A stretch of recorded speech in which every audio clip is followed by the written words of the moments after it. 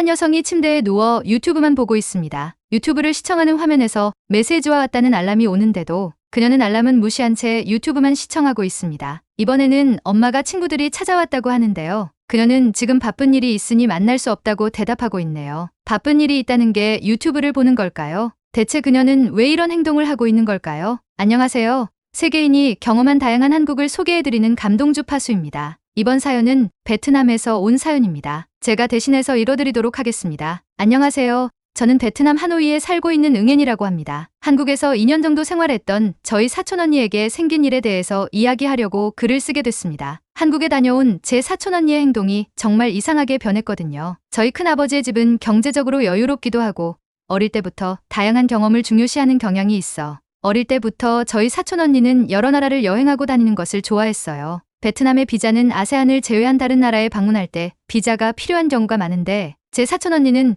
그런 번거로움을 전부 감수하고 여행에 진심이었죠. 아세안 국가는 거의 모두 다녀왔고 그 외에도 미국, 이태리, 독일, 스위스, 일본, 중국, 한국 정말 다양한 국가를 고루고루 여행을 다녔죠. 언니는 성인이 되고 나서 한국에 짧게 여행을 다녀오더니 한국에 살아보고 싶다고 유학을 준비하고는 2년 정도 한국에 살다가 돌아왔어요. 그리고 문제는 2년 동안 한국에 지내다가 베트남으로 돌아오고 나서 발생했죠. 얼마 전 저희 집으로 놀러온 큰어머니가 제 사촌언니인 다언니가 도무지 방 밖으로 나오질 않는다면서 애한테 무슨 문제가 생긴 것 같다며 우리 엄마에게 고민을 상담하고 있는 게 아니겠어요? 혹시 한국에서 나쁜 일을 겪었는데 애가 말을 못하고 있는 게 아닐까 싶어 방에 들어가서 물어봤더니 글쎄 한국으로 돌아가고 싶다며 베트남에서 살기 싫다고 이야기했다는 게 아니겠어요? 이 말을 들은 큰어머니는 큰 충격을 받아서 큰아버지께 이야기했더니 큰아버지가 노발대발하면서 둘의 사이가 틀어졌다며 하나뿐인 외동딸을 이곳저곳 보고 와서 베트남에서 큰일을 하라고 신경 써줬더니 이상한 물이 들어왔다며 큰아버지가 엄청 화를 냈다고 하셨어요. 저와 엄마는 큰어머니의 이야기에 정말 깜짝 놀랐습니다. 다온이는 정말 활기차고 긍정적인 사람이었거든요. 그리고 누구에게나 친절하고 자신감 있는 저에게는 롤모델 같은 사람이었기 때문이에요. 다온이 역시도 제가 다온이를 좋아하는 걸 잘 알고 있어서 여행에 다녀올 때면 항상 저에게 줄 선물을 사다 주곤 했거든요. 그러고 보니 한국에 있을 때만 해도 자주 연락을 하곤 했는데 베트남에 돌아오고 나서 연락이 뜸해져 언니가 베트남에 돌아와서 친구들과 만나고 놀러 다니느라 바쁘구나 하고 생각하고 있었는데 이런 일이 생길 줄은 정말 꿈에도 상상하지 못했습니다. 큰어머니는 정말 걱정이라며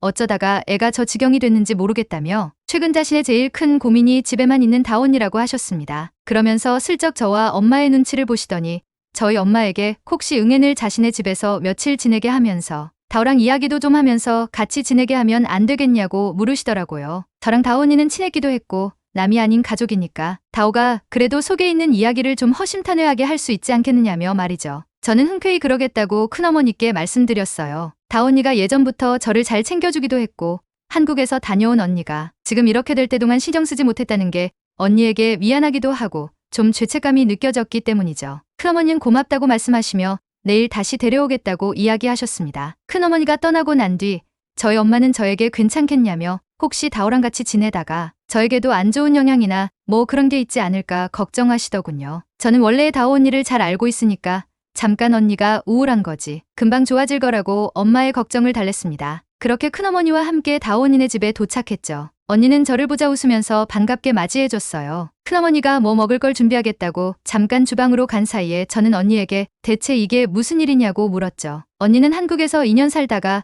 베트남으로 돌아오니 외출할 때마다 한국과는 다른 베트남의 단점이 눈에 잘 들어와서 외출하기가 꺼려진다며 다시 한국으로 돌아가고 싶다고 이야기했죠. 저는 농담 반 진담 반으로 에이 언니 그런 게 어딨어. 언니 유럽이나 미국, 다른 선진국 다녀올 때도 이렇지는 않았잖아. 혹시 한국에서 남자친구 사귀다가 지금 장거리 연애하고 있어서 그런 거 아니야? 하고 물었죠. 그러자 언니도 따라서 웃으며 물론 한국 남자들이 베트남 남자들보다 잘생긴 것도 영향이 있을 수 있지만 그것보다는 그냥 생활 환경 자체가 거의 180도 다른 것 때문에 그래 하고 이야기하더군요. 저는 솔직히 믿을 수가 없었어요. 저도 친구들이랑 한국 드라마를 함께 보면서 이야기를 나누고 한식을 자주 먹으러 가는 편이었지만 언니가 거의 우울증에 가까운 증상을 보이며 외출을 거부할 정도로 한국에서의 생활이 좋았다. 그것도 여러 선진국을 다녀온 언니가 제의한 얼굴을 본 다원이는 이야기를 계속 이어나갔습니다. 자신이 베트남으로 입국하는 날부터 느꼈대요. 자신이 입국할 때 한국에서 사온 저렴한 가격의 화장품들이 좀 많이 들어있었는데 분명 세금을 낼 정도의 금액은 아니었다고 하더군요. 하지만 입국 심사장에 있던 공무원이 언니를 불러 세우더니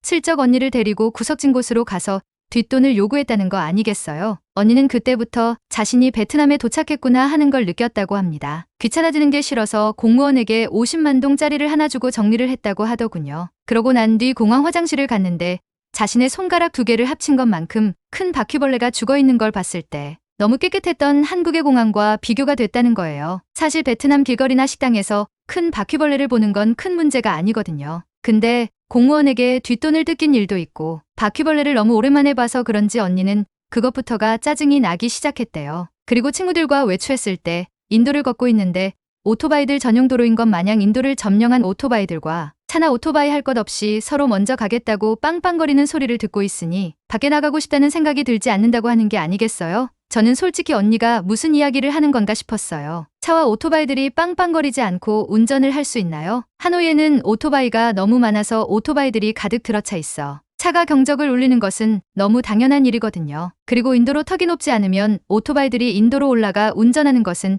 저에게는 너무 일상적인 일이었어요. 이런 거 하나하나가 불편하게 느껴진다면 진짜 밖에 나가고 싶지 않을 수도 있겠다 하는 생각이 들더군요. 또 최근 기분 전환을 하려고 큰 아버지의 차를 타고 외곽을 나가는 길에 신호에 걸려서 잠깐 정차해 있는데 한 교통경찰이 도로법규를 어긴 것도 아닌 차를 세우더니 뭔가 이야기를 걸어서 언니가 그들을 주시했다고 해요. 알고 보니 외국인의 번호판이었던 NN을 달고 있던 오토바이였다고 하더군요. 그를 세워두고는 폰으로 뭔가를 두들기더니 외국인이 지갑을 꺼내 돈을 주는 걸 목격했다고 했습니다. 그걸 보니 정말 이 나라는 썩거도 너무 썩은 것 같다는 생각이 들었다고 했죠. 저는 솔직히 태어나서 지금까지 베트남 혹은 베트남보다 GDP가 낮은 아세안 국가를 주로 여행을 다녔던 저는 언니가 하는 말을 100% 이해할 수는 없었지만 언니의 말대로라면 쾌적한 한독 생활을 하다가 베트남으로 돌아와 공무원들의 부패와 사람들의 낮은 시민의식을 경험하게 되면 정말 내가 태어난 나의 조국이 이것밖에 안 되는 건가 하는 생각에 우울함이 생길 수도 있겠다는 생각이 들더군요. 그래서 저는 언니에게 언니 그럼 어떻게 하면 언니의 우울함이 없어질 것 같아?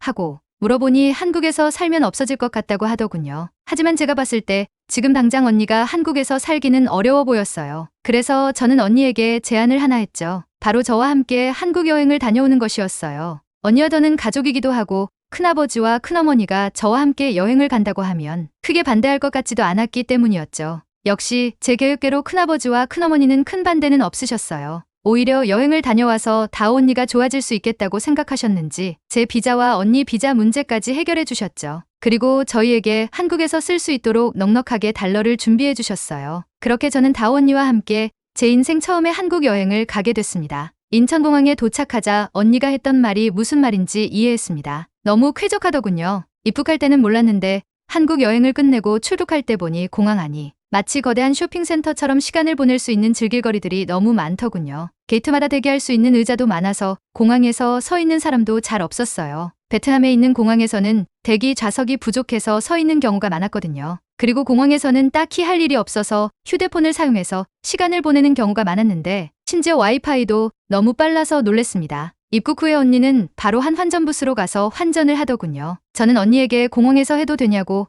믿을 만한 곳이냐고 작게 물었어요. 언니는 환율은 좀 안 좋을 수 있는데 당장 써야 할 원화가 없으니까 일단 조금만 바꾸고 카드 사용이 가능한 곳에서는 카드를 쓰자고 이야기했어요. 지원은 유창한 영어로 저희를 응대했고 언니는 돈을 받자마자 세어보지도 않고 바로 지갑으로 넣으려는 게 아니겠어요. 저는 언니를 말리고 돈을 하나하나 세어봤습니다. 베트남에서 친하게 지내는 제 외국인 친구가 베트남 공항에서 환전을 했는데 가끔씩 돈이 빠져 있거나 가짜 돈을 섞어서 주는 경우가 있었다고 해서 저는 그 뒤로 웬만하면 공항이 아닌 은행에서 환전을 하거나 꼭 믿을 만한 환전소에서만 환전을 했거든요. 근데 언니는 이렇게 환전을 하자마자 돈을 세어보지도 않다니 너무 놀랐어요. 저보다 훨씬 더 여행을 자주 한 언니인데 왜 이러나 싶기도 했죠. 다행히 돈은 직원이 알려준 금액과 정확히 일치했습니다. 언니는 한국은 그런 일 거의 없다면서 다른 나라에서는 나도 너처럼 돈을 확실하게 세보는데 한국은 그런 일도 잘 없고 신고 시스템도 잘 돼 있어서 괜찮다고 하더군요. 공항으로 입국한 뒤에 저희는 공항버스를 이용했는데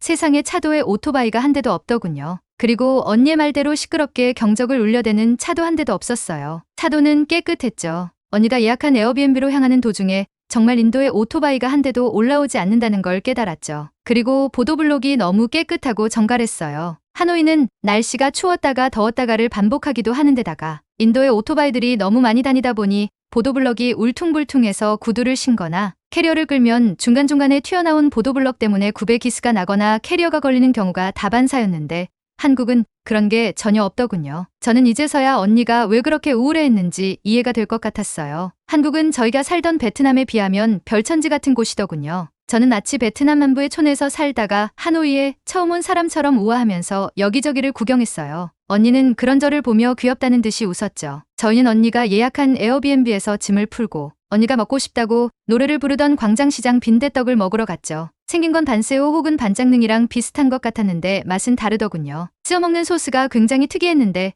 간장에 졸인 양파 같은 소스에 찍어 먹었어요. 노릇노릇하게 구워져 있었는데 막걸리와 함께 먹으니까 정말 맛있더군요. 하노이에 웬만한 한국 음식점은 다 있었는데 빈대떡을 파는 곳도 분명 있을 텐데 이렇게 전문적으로 빈대떡만 파는 곳에 와서 먹으니 느낌이 또 다르더군요. 그리고 이모님이 직접 앞에서 만들어주시는 걸 보면서 먹으니 더 맛있었습니다. 그렇게 빈대떡을 맛있게 먹고 나서 언니와 함께 한국에서 지낼 동안 사용할 화장품을 사러 매장에 들렀죠. 베트남에서는 엄청나게 비싸게 팔리고 있는 한국 화장품들이 훨씬 저렴한 가격의 종류도 더 많더군요. 저는 한국에서 사용할 기초 화장품 외에도 엄마에게 선물할 화장품과 색조 화장품을 마구잡이로 골랐어요. 쇼핑을 마치고 숙소로 돌아와서 조금 쉬던 저희는 저녁에 산책을 나가기로 했어요. 저희 숙소 근처에 강이 있었는데 강 주변으로 조깅이나 자전거를 탈 수 있도록 공원이 조성돼 있더군요. 정말 평화로워 보였어요. 인도에 오토바이가 없으니까 편하게 뛰고 달리면서 운동을 할 수 있어서 너무 좋았습니다. 그리고 저희 숙소는 아파트였는데